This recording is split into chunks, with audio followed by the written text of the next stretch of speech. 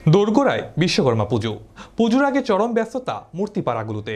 পুজোকে ঘিরে ঊনকোটি জেলার ফটিকরায় রাজনগর গ্রামে দেখা গেল মৃৎশিল্পীদের মধ্যে ব্যস্ততা।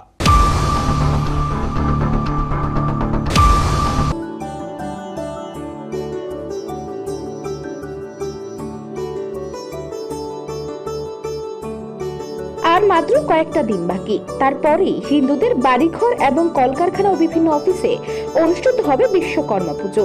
হিন্দু শাস্ত্র অনুযায়ী প্রতি বছরের ভাদ্র মাসের শেষান্তে অনুষ্ঠিত হয় এই পুজো। হাতে সময় আর খুব একটা নয়। ইংরেজি মাসের আগামী 17 সেপ্টেম্বর এই বছর অনুষ্ঠিত হবে বিশ্বকর্মা পুজো।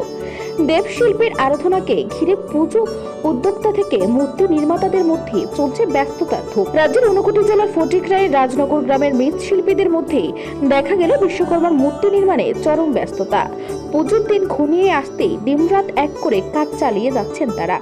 এলাকার মৃৎশিল্পী বাবুল রুদ্রপাল জানিয়েছেন, বিশ্বকর্মা পুজোকে নজরে রেখে বিগত 3 মাস ধরে চলে আসছে মূর্তির নির্মাণ কাজ। এই বছর প্রায় 60 থেকে 70টি মূর্তি তৈরি করেছেন তারা। মৃৎশিল্পী জানান, মূর্তি নির্মাণের মাটি থেকে শুরু করে অন্যান্য সমস্ত সামগ্রী তাদের কিনে আনতে হয় বাইরের বাজার থেকে। আর বাজারের দ্রব্য সামগ্রীর মূল্য ভিত্তিতে লাভের হার নেই আগের মতো। বিশ্বকর্মা মূর্তি কাজ করতেছি, ধরে 2-3 মাস ধরে কাজ করতেছি। শ্রাবণী মাস, ভাদ্র মাস, আশ্বিন মাস অন্তত কাজ করতেই থাকবো।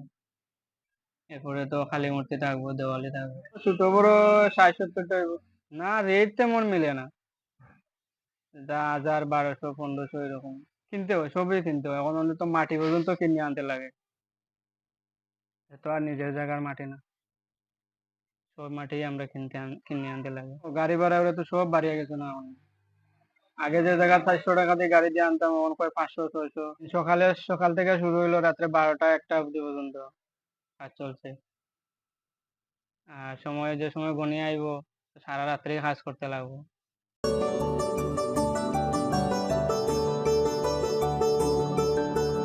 কুমারঘাট প্রতিনিধি রিপোর্ট, এশিয়ান টাইম।